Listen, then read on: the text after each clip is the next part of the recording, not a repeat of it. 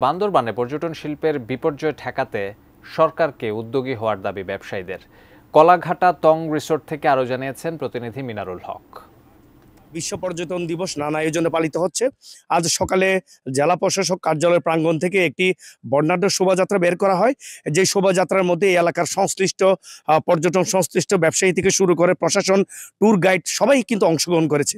এবং জেলা প্রশাসক শাহ মুজাহিদ উদ্দিন যেটি জানিয়েছেন, বান্দরবানের যে সম্ভাবনায় যে পর্যটন শিল্প এবং এই এলাকার যে 11টি ক্ষুদ্র নৃগোষ্ঠীর জীবন বৈচিত্র্য এবং আমাদের এই এলাকার প্রাকৃতিক সৌন্দর্য, এগুলোকে মূলত কাজে লাগিয়ে পর্যটন শিল্পকে কিভাবে বিকশিত করা যায় এবং সেই সাথে পর্যটকদের যে সমস্যাগুলো রয়েছে এবং এই এলাকার যে সম্ভাবনাগুলো রয়েছে পর্যটন শিল্পের বিকাশে, এবং সেই সাথে যে সমস্যাগুলো ইদানিং যে সৃষ্টি হয়েছে এই এলাকার সন্ত্রাসময় অবস্থা, সংঘাতময় অবস্থা এবং দেশের সার্বিক পারিপার্শ্বিক অবস্থার কারণে কিন্তু এই এলাকার পর্যটন শিল্প এখন একটি বিপর্যয়ের মুখে পড়েছে। দুর্গম এলাকা ভ্রমণে কিন্তু অলিখিত একটি নিষেধাজ্ঞা রয়েছে, এটি এখনো কিন্তু বলবৎ রয়েছে এবং সেই সাথে দেশের সাম্প্রতিক যে সংঘাতময় পরিস্থিতির কারণে কিন্তু এই এলাকার পর্যটন শিল্পের উপর একটি বিরূপ প্রভাব পড়েছে।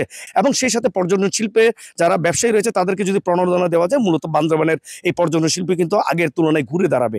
এটি ছিল আমার কাছে বান্দরবান পর্যটন দিবসের সর্বশেষ তথ্য।